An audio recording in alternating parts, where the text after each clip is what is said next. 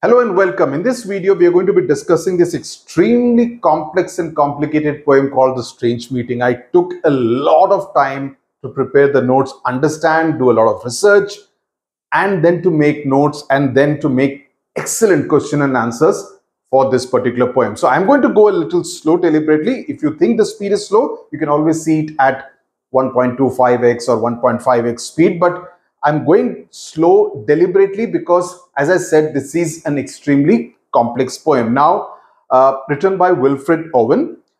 He was a British poet. Now, what is interesting about Owen is that he served in the First World War between 1914 and 1918. Okay, and he was killed in November 1918, just a week before the war. The fighting actually came to an end. You remember the Treaty of Versailles was signed in 1919, but the actual fighting came to an end towards the end of 1918. He was killed in battle in November 1918. So that was a pretty tragic end. Wilfred Owen is considered one of the greatest poets of the First World War, who wrote on war, around the First World War. And since he took part in the war, there was a lot of realism in his poems. Okay, his poems were very stark, his poems were very real. Okay, so that's something which is very important as far as his poetry is concerned. Now, the backstory, and that's interesting for you to know about. I mean, obviously you're not going to use it in your answers, but it's always good to know, because now that your question and answers are going to have a lot of the critical reasoning part, it's always very important to know about the author. Many teachers, educators do not focus on the author or the poet and focus only on what the poem is. But unless you know where the poet or the writer has come from, what is his or her background, and now in the present context of critical reasoning questions, it's so much more important to be able to make the linkage between the two. So in 1916, he was injured, again battle, and at the hospital he met another soldier who was also a poet, pretty much like Owen. His name was Siegfried Sassoon. Okay, the spelling is there in the notes. Now, Sassoon in his poetry described the horrors of the war, pretty much like Owen did, and called the First World War a jingoism-fueled war. Jingoism-fueled war. Jingoism ka matlab hai that, you kind of arouse people's passions with kind of very jingoistic slogans. We have to do it for the country, that the country needs to smash the enemy. So you kind of fill it with hate against the enemy in order to arouse passions. So it's called jingoism fueled war. Okay, this is what Siegfried Sassoon said about the First World War, and he actually told Owen not to return to the battlefield when they both met at the hospital, which Owen did not listen to. The poet did not listen to the advice given to him by his friend, and in 1918 he returned to the war once again to take part, and he was killed in action in November 1918. So the poem was written sometime in 1918, but it was published only after his death in 1919. So that's the backstory as far as the poet and this particular poem is concerned. Now, as I said, many spoke about jingoism fueled war, but the reality on the ground was that both the British and the German soldiers were actually equally victims of the war, as it were. The leaders were fighting. The leaders wanted to take each other on, but on the ground, there was a period at the beginning of the World War I, and this is some interesting research point that I picked up, that German and British soldiers used to actually play football, a friendly match of football, okay, after the day's activities of war were over, right? So it's interesting in the sense that, at a soldier to soldier level, and what I'm saying, this particular part is important in the context of what happens in the poem. Soldier to soldier, I may be representing one country, you may be representing another country. But at a very soldier to soldier level, at a professional to professional level, you and I are the same. We may be fighting for two different camps, right? We may try to outdo the other. But at a soldier to soldier level, at a professional to professional level, we are pretty much the same. I hope you have understood this. Keep this in mind, because that's what the entire theme of the poem is all about. Okay, what is the poem about? It's a poem about reconciliation. Now, what is reconciliation? Reconciliation is when you reconcile, when you accept that this is how it is, right? You kind of accept the circumstances. Yes, this is what has happened to me. I am reconciled to this kind of a situation. So two soldiers meet in an imaginary. After both have been killed in battle, they meet in hell. Okay, in a place, in a deep tunnel, which is kind of likened to hell. And there they kind of speak to each other. And that's what this poem is all about, which is why it's called a strange meeting, right? You would generally talk about two soldiers meeting on earth, right? But here they're not meeting on earth. They are meeting after they have been killed on the battlefield, which is why it is called a strange meeting. The moment you hear the title, and I've written an answer on the significance of the title, the moment you hear the title, you know that there is something different we are going to encounter as far as this poem is concerned. Okay, so it's a dramatic war poem, but it's a poem with a difference. It's a war poem with a difference. Of course, it is anti-war in its basic ethos, in its basic sensibilities. It focuses on the horrors of war. It calls for reconciliation to replace the chaos and the violence of war, right? It kind of tells you the point that, war shows no empathy. It shows no sense of empathy, of kind of, a sensibility, a sensitivity for the other person. If you are a soldier from the opposite camp, I will kill you, irrespective of the fact that the two of us could have been friends if both of us were on the same side, right? So, the geographical boundaries, creating these kind of boundaries between man and man, right? Soldier and soldier. So the message of the poem is one of love. It is one of reconciliation. It is one of forgiveness. And it is important, again, as I said, why am I telling you all this? Why did I tell you the background? Because in order to understand and appreciate the theme of the poem, it is important to know the context, the background in which it was written. The background was the First World War, when there was hatred all over the place, especially in the theater of war in Europe, right? So hate was the dominant emotion. So you are talking against hate, because war brings out the worst in human beings. It brings out hate, right? So it is a war. It's a poem which kind of argues against this sentiment of hate. In fact, about his poetry, Wilfred Owen had written that my subject is war. He writes on war. He wrote on war and the pity of war. That what a pitiful thing war is. And the poetry is in the pity. That, I express that pity, that what a useless thing war is, and I express pity for it through my poetry. That's what he had written in a general context about his poetry. Okay, in fact, the title Strange Meeting is taken from a poem of Shelley, who was a very well-known poet. Shelley, his poem called The Revolt of Islam. Okay, in that, this particular line is there, Strange Meeting, and that's where the title is believed to have come from. Okay, so let's now get started with the explanation. I hope you have understood. मैंने poem का पूरा समा बांध दिया है. Okay, you have understood the context of the poem. Now it will be easier for you to understand the poem. It's an interesting poem because, the very context are two people meeting after death, two soldiers. And the interesting part is, let me reveal it to you, one has killed the other person, and the two meet after life. So that makes the basic context of the poem very interesting. Okay. It seemed that out of battle I escaped down some profound dull tunnel. So dull tunnel is where the meeting takes place. That's a setting of this particular poem. Profound means intense, very deep. Okay. Dull is referring to something which is not very interesting, which is not very captivating. It lacks in any form of excitement. Okay, through granites which titanic wars had groined. Now,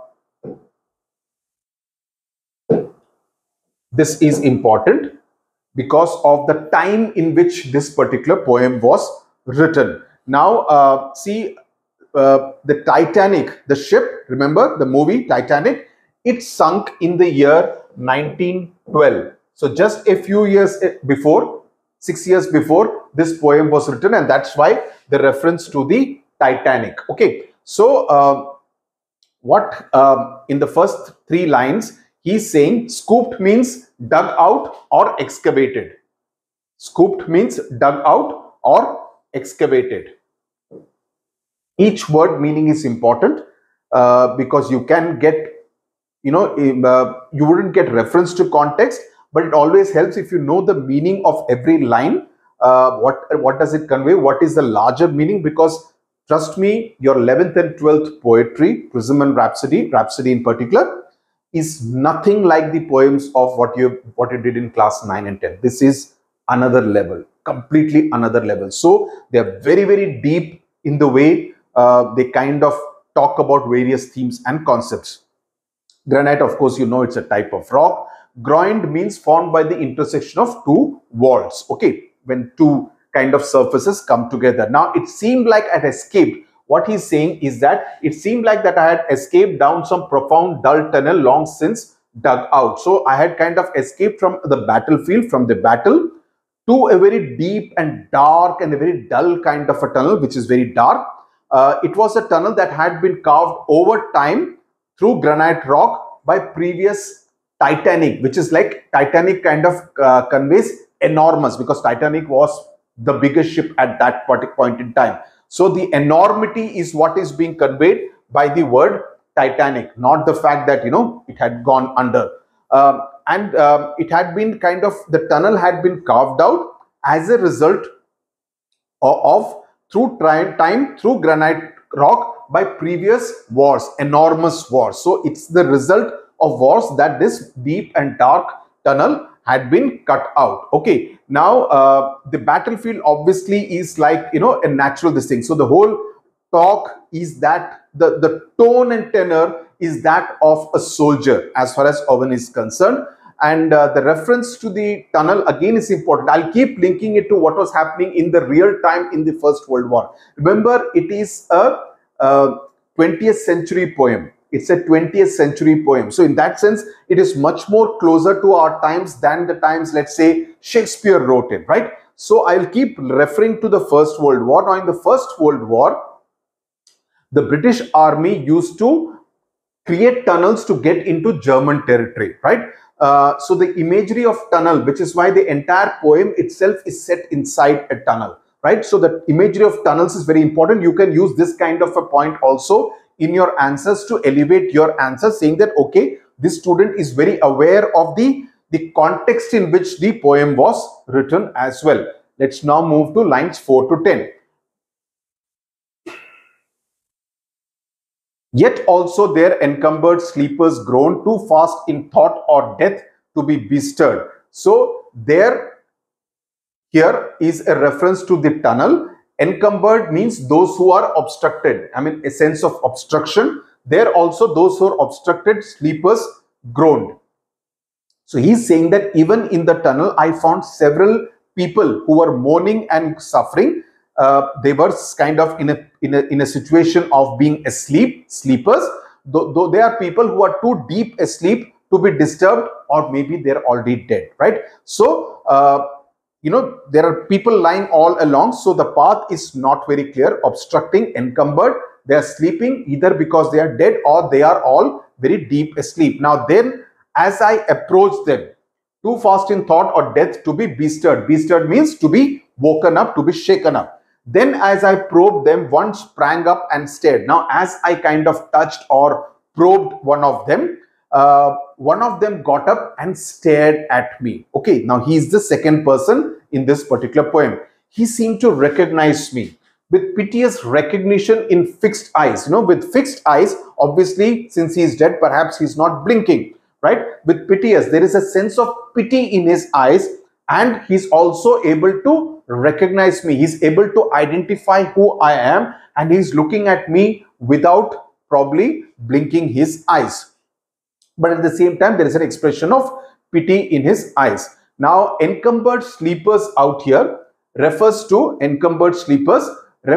sense of deep sleep, peaceful sleep, because everything is gone as far as this world is concerned. They have gone into another world. But this person is awake. He has actually got up. So he is not like the others who are there. Now, what does this person do? Lifting distressful hands as if to bless. So then he lifts his hands as if he wants to bless this particular, the first soldier, the speaker of the poem.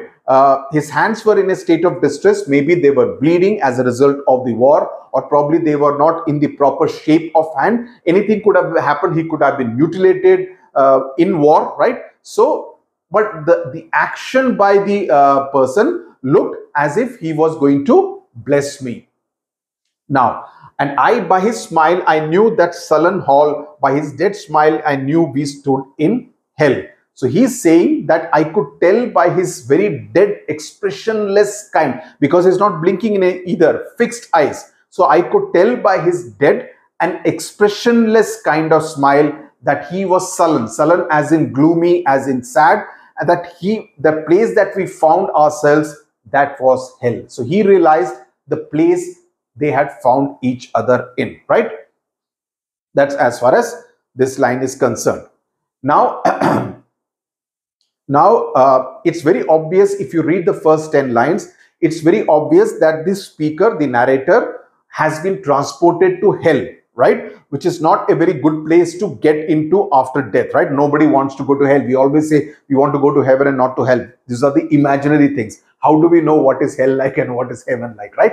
So he has been transported to this rather distressing and shocking kind of an environment where he comes across soldiers who are either having difficulty in sleeping or they are simply dead, right? Now, lines 11 to 13. With 1,000 fears that vision's face was grained, yet no blood reached there from the upper ground. So he's saying vision. Now, vision is usually used for someone who is not really alive. You would recall the poem Above Ben Adam, where the angel is also referred to as vision by Leigh Hunt. So he's using the word vision used for someone who is not really alive, and it's some kind of a supernatural. I mean, usually it's also just like in the case of Above Ben Adam, it is used for some kind of a supernatural presence. In this case, referring to someone who is dead grained, etched or engraved, who is dead. Okay, someone in this case who is dead. Now, grained is referring to some kind of etching or some kind of engraving, and flues there from the upper ground, and no guns thumped or down the flues made moan. Flues is a reference to a duct for the release of smoke, like a chimney, right? Now, what does he say in this line? So he says, you could actually see 1,000 fears that vision's face was grained. So on the face of that person who had got up, right, you could see 1,000 fears. So there were, on one hand, he has talked about it as expressionless smile, but on his face, he says that there could be seen 1,000 fears, right? Exaggeration, hyperbole, but to generally make an impact, make the point that that person looked very scared, right? But they were on safe ground because they were away from the battlefield, yet no blood reached there from the upper ground. So because they were inside a deep tunnel, there would be no blood which will actually come down, because they were very away from the battlefield on the upper surface, on the top layer of the earth, because they were deep inside earth at that point in time in an hell-like situation, hell-like place. So they were removed from the blood and the violence of the battlefield. So no blood reached where they were actually standing at that point in time. They could not hear any guns, no guns thumped or down the flues made moan. So he says no, they couldn't hear any kind of guns which were booming, okay, nor did they make any chimneys grow. Now chimneys, because the chimneys are the ones which are in touch with the outer world. There would be some kind of chimneys, he's imagining, just like there are chimneys on the roof for releasing the air from the kitchen, from the smoke from the kitchen. Here also there are chimneys which will release the stuff from here outside into the earth, right? So he's saying that they couldn't hear either the battlefield sound or the blood or any of the no guns thumped or down the flutes made moan. So none of the chimneys also were in kind of contact with the outside world. So he means to say that no sound could be heard through the chimneys, okay, or pipes of the battle above the ground. Neither the blood nor the sound of the battle could be heard where they were in. So it's kind of reinforcing, it's kind of re-emphasizing the idea of being grounded, the idea of being deep inside earth in a dark, deep tunnel. Okay. Because it's very important for him to ensure that you, the reader, is imagining the situation, imagining the context along with him. Okay. Strange friend, I said, here is no cause to mourn. Okay. Now he addresses the other person. The narrator addresses the person who has got up with that expressionless smile, but with 1,000 worries showing on his face. So he says that he refers to him as a stranger. Stranger, friend. It's almost like an oxymoron.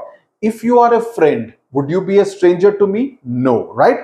If you are a stranger to me, would I call you a friend? No. So it is in a sense an oxymoron. So the choice of the word friend makes it clear that this is a meeting between equals, because both are soldiers. They are not enemies anymore. They have left the tags of being enemies to each other in the other world. Now they are in another world called hell.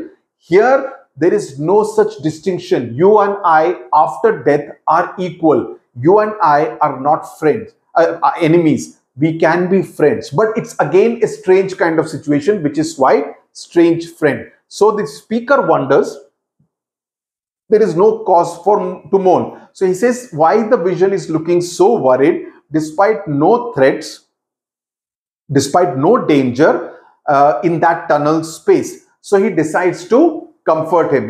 He's trying to tell him that there is no cause to be sad. Why do you have to look so worried, right? So he's trying to comfort him. Now from this place, okay, from the 15th line onwards till the end of the poem, it is a monologue by the other person. So the poem is entirely said by the other person, as he tells him the story. So he says, the other person replies, there is no reason except the years that we have lost. Save the undone years. Undone means the years that we have lost. I have died at a young age. I could have achieved so much in that other world, but here I am killed and I am out here, right? So a lot of the work that I could have otherwise done has been left undone, right? It is unfinished business, right? So he says that I missed out on that, and that is why I am feeling bad at the hopelessness of the situation. Whatever hope is yours. So he's referring to the fact that both have been killed so young, and in the process they have wasted many of their precious years which they could have used there and done a lot of work. So he says, the hopelessness, whatever hope is yours was my life also. I went hunting wild. So he's trying to say that, both of us are at the same age, could have done much more, did not, got killed, and here we are, right? You are British, I am German, or the other way around. So the second person is also in a sense being a little sarcastic out here, because the greatest asset of anyone is what? Is life, right? The fact that both of us, all of us are alive, and both of us have actually lost the greatest asset. And yet you are saying that there is no cause to mourn. How can there be no cause to mourn? Both of us have lost our greatest asset. Our greatest asset is the fact that we were alive.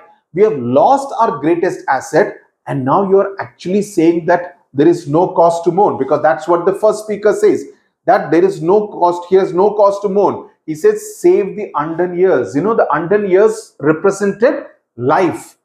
The undone years, when we could have done so much of work, represented life, and we have lost that, our greatest asset, and you are actually saying that there is no cause to mourn. How can that be? I hope you have understood this, which is why I'm repeating it, so that you understand it. It's almost like, पढ़ते पढ़ते revision भी हो जाएगी. वो गाना है ना एक, हंसते हंसते कट जाए रस्ते, जिंदगी यूं ही चलती रहे।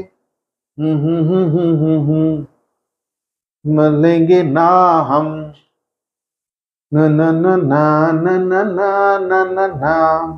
Okay, so then he says, where is it? Whatever hope is yours was my life also. I went hunting wild after the wildest beauty in the world. So he says, so basically he has tried to say that you and I had the same hopes. I was also a seeker of beauty, went hunting wild after the wildest beauty in the world. I was also a seeker of beauty, but he's not talking only about physical beauty, or he's not talking about physical beauty.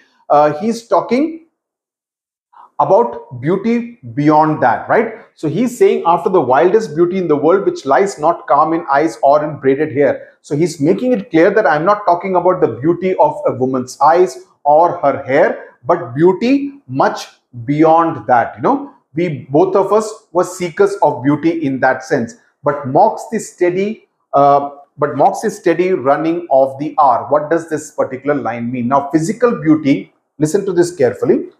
Physical beauty is something which is bound by time. Why is it bound by time? You may be very beautiful at the age of 20, 15, 20, 25, 30, but by the time you come to 40, you may not look as beautiful as you did when you were 20, 25, right? So physical beauty is in that sense a prisoner of time. It changes, it evolves, it reduces in many cases with time, right? So it perishes in the sense as time goes by, as you age, right?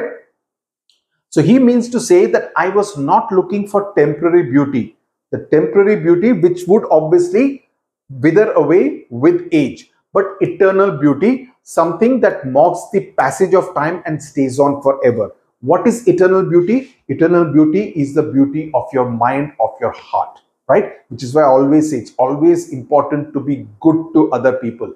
That is the real beauty.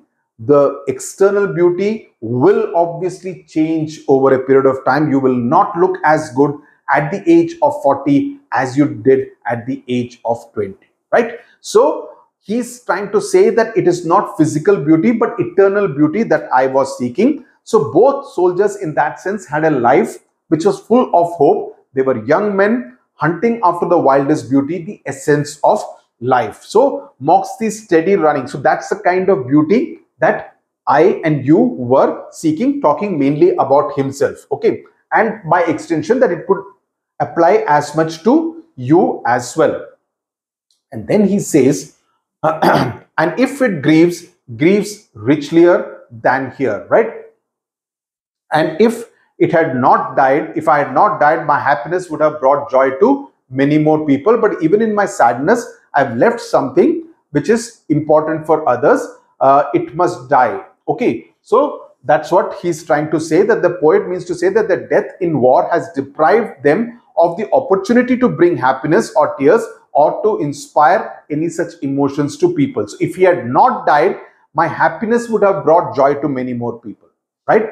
I would have actually, been done this of seeking eternal beauty. The happiness that I would have created would have provided joy to a whole lot of people. But now I have died, and therefore all that undone work has been left, unfinished work has been left in the other world. So, by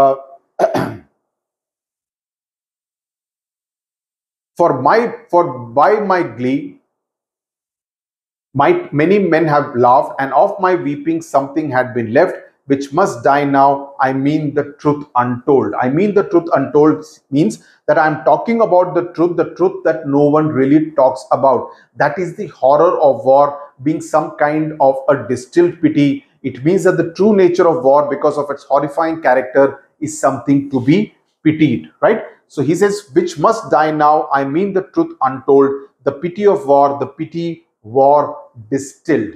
Okay, basically, and these are the lines which kind of convey, which makes it a completely an anti-war poem, that he's trying to highlight the fact that there is nothing good about war. There is nothing heroic, there is nothing beautiful about war as a concept, because first he says it is the pity of war. Then he says, no, actually it is much worse than just the pity of war, because war distills means magnifies.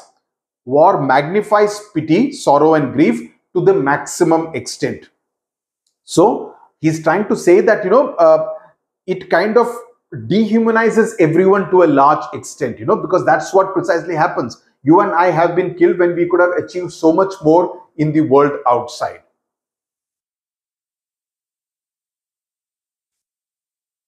Now men will go content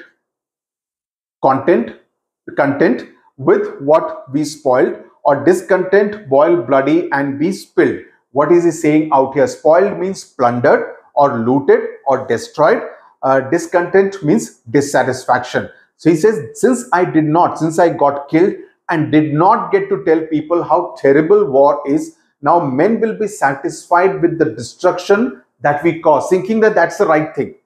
Oh, heroism, they got killed in the war, heroic people, and they must have done the right thing, so that will be celebrated, whereas that is not what we wanted to really convey and achieve. Or they will be dissatisfied. The other flip side is they will be dissatisfied and continue to fight and kill each other much more. So what will happen? More and more violence, more chaos, more bloodshed in the other world. So he says they will be as fast, they will be swift, means they will be as fast with swiftness of the tigress. So he's comparing them with tigers, and he says that they'll be as fast as the tigers, and no one will speak out. None will break ranks, though nations trek from progress. None will break ranks means none will be kind of, they will not think that let me not do this, I will rebel, I will revolt and not do this. No, everyone will, almost like a herd mentality, will continue to do the same thing. They will all be part of the same kind of process. So he says no one will speak out, no one will break ranks in order to disagree with what the others are doing, with the governments, with the leaders, with the politicians who are doing. And even though the nations, the governments, the leaders are actually moving away from progress. Trek from progress means that they are actually moving away from progress and involving people in wars, because that's what, when there are warmongers sitting in the TV studios, it's saying, हमको Pakistan or China को जवाब मुंह तोड़ जवाब देना पड़ेगा. Let's go and wage war. Let's get into Pakistan. Get Pakistan occupied Kashmir. Yes, we should get Pakistan occupied Kashmir one day, definitely. But is war always the best solution? Is war always the best solution? Because the people who get killed are soldiers who have a lot of dreams, who probably have no stakes in the entire process, but they are only obeying the command. So you always need to think about it, that is war always the best solution, especially in times like now when many countries have gone nuclear, right? So, or is some kind of dialogue always the better solution to war, right? So that is something which we as, the future generations always have to think about. Courage was mine and I had mystery. Okay, now this is an important line. Okay, so he says, I had courage. Okay, I had courage, I had mystery, I was wise and I had expertise. Courage was mine and I had mystery. Wisdom was mine and I had mastery. Okay, so he's trying to say that all these qualities that I had, that his wisdom, his courage, etc., his mastery, was all futile because the world was moving backwards, because the nations, instead of focusing on progress and development, were actually focusing on making people fight with each other. So this line, courage was mine and I had mystery, what does it really convey? This conveys the speaker's sense of, not the speaker, the poem, what he's trying to convey, the speaker as in the second soldier, his sense of self-worth and potential before the war, before he was killed. This is what I was. I had courage and I had wisdom, right? He's talking about what he could have achieved, but for the fact that he got killed in the war, right? So he feels very robbed. He feels very, that he was denied of an opportunity to do so much more, right? That kind of replaced it with uncertainty. It replaced it with all the worries and the fear, which is now showing on his face. There is a sense of loss of purpose. He had purpose in the other world. That purpose has been lost here in the deep, dark tunnel. It also means the loss of innocence, It also means, more importantly, the loss of idealism. That I want to do so much more. I want to do something for the development of my country, for the progress of my people. All that was denied to the dead soldier. And he says that he was, the war changed everything, but now he is someone who has seen the worst that humanity has to offer, right? So in that sense, this line, courage was mine and I had mastery, wisdom was mine and I had mastery, is a pointer to the futility of war. It's a pointer to the human cost of war. What kind of cost it kind of places on mankind. That men with aspirations, men with dreams get killed and they really can't do anything in the bargain. Okay, to miss the march of this retreating world into vain citadels that are not walled. Now, citadel means a fortress and therefore can also be understood as some kind of a safe place. It is a fortress, so it is protected from all sides, which cannot be breached, which cannot be broken into. So here the poet is saying that the world is retreating due to its foolish war. The citadel does not have any fortifications either. The citadel is vain, tasteless and not worthy of living in this war-torn world. So he says to miss the march of this retreating world into vain citadels. Vain means proud citadels, but actually not of any use, that are not walled. But these citadels don't have fortifications, so there is really no point of getting into these kind of citadels. To miss the march of this retreating world. If the wheels of their armored vehicles, that is the chariots, and then when much blood had been clogged their chariot wheels, I would go up and wash them from sweet wells. So now he's trying to say, now here is a biblical kind of a reference. The poem is getting more and more complex, let me warn you. Okay, if the wheels of their armored vehicles, the chariots, they were to get stuck, whether if they were to get clogged, he's talking about in war, where with a lot of blood, okay, and it's a very gory image. He's talking about clog their chariot wheels with blood. So he's saying that I would go and wash those wheels. I would go and wash those wheels with the water that I would fetch from pure wells. This is a biblical image.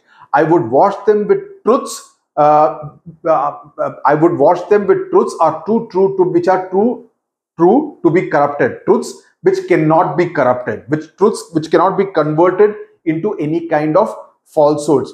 But I would not inflict any wounds because I would not take any more part in the battle. Okay, because of war, men have suffered emotional trauma, mental trauma, right, which are not visible. So it's not just the physical wounds which are visible in the form of blood. There is also emotional trauma, because when you see someone else getting killed, it would cause mental and emotional trauma as well. So wash them from sweet wells. Now this is a reference to the Bible, where water is a symbol of the Holy Spirit. Okay, so the soldier is saying that he will wash the blood clogged wheels of the chariot with pure and emotional truth. The truth which will kind of, so he wants to send that message. The message that he wants to send, the dead soldiers wants to send, that this is not what life should be about. Life should not be about killing someone else. Life should be about progress, should be about development. Life should be about truth. And it is with that truth I would want to enlighten the entire world. So the soldier is giving up his life as a sacrifice. I would go up and wash them from sweet wells, even with truths that lie too deep for taint. I would have poured my spirit without stint. I would tell you about without stint, but not through wounds, not on the cess of war. Foreheads of men have bled where no wounds were. So he's saying that the soldier is giving up his life as a sacrifice for humanity, hoping that it will see the ugly truth. Without stint means without limit. Okay, without, I would have poured my spirit without any limit. I would have given it all in order to enlighten mankind. Okay, and then finally, the last 4 lines of the poem. Foreheads of men have bled where no wounds were. So he's again talking about the gory images of war. And then finally, the revelation comes. He says, I am the enemy you killed, my friend. He's not calling him my strange friend. He's calling him my friend, because now he has spoken about the images of war, the gory images of war. He said, I am the person who you actually killed. I knew you in this dark, for so you frowned yesterday through me as you jabbed and killed. So he has jabbed him and killed him. That was the way he killed this particular second soldier. I parried, but my hands were loath and cold. Let us sleep now. So he says, I recognized you in the darkness of the tunnel, right? You frowned just like when you saw me yesterday, when you killed me by stabbing me. I tried to parry you off, means I tried to fend you off. I tried to save myself by fending you off, but my hands were weak. Loath means my hands were loath and cold. My hands were weak and cold, clumsy, cold. But let us rest now. So there is a sense of closure. You did this to me outside. You have also got killed subsequently. I mean, that's left untold. But let's rest now. So there's a sense of reconciliation. What I started the poem with. There is a theme of reconciliation that, okay, you did all this to me. I could not save myself because I was weak and I was clumsy. I tried to save myself, but I could not. But it's okay. Let's sleep now. Let's rest now. So the last line is a complete contrast to all the violence and the chaos that the second speaker has spoken about in a large part of the poem. Okay, it is a request for peace. It's a request for rest. It's a request for the final sleep. Let us sleep now. Okay, it also kind of conveys a lot of emotion. Okay, that, let's forget the horrors of war and let's go to sleep permanently. Okay, it's also obviously a metaphor for complete death. They are both dead. They are both dead, but this is like the final death, as it were. And they are in their afterlife, so they can be at peace. Now that he has had his say, he can also sleep forever. And it's also a call for unity, that both of us did not have anything to eat for against each other. We were representing different sides. You killed me, you also got killed, and both of us find ourselves in the same space, in the same place, right? So the realization that war will send you to hell. War is hell, right? They are in a sense united in their suffering, even though they represented two different countries. So that's what this poem is about. You will have doubts, no doubt about it. We will discuss that in the chat box. That's not a problem at all. Any doubts? I'm writing a whole lot of question and answers which will be given to you so that you find it easy to deal with, how to kind of present your answers. And my answers try to convey all points. So depending on whether you get a 5-mark question or a 10-mark question, you need to tweak it accordingly so that you can present it in the best way possible. Okay, tata, bye bye. Thank you very much.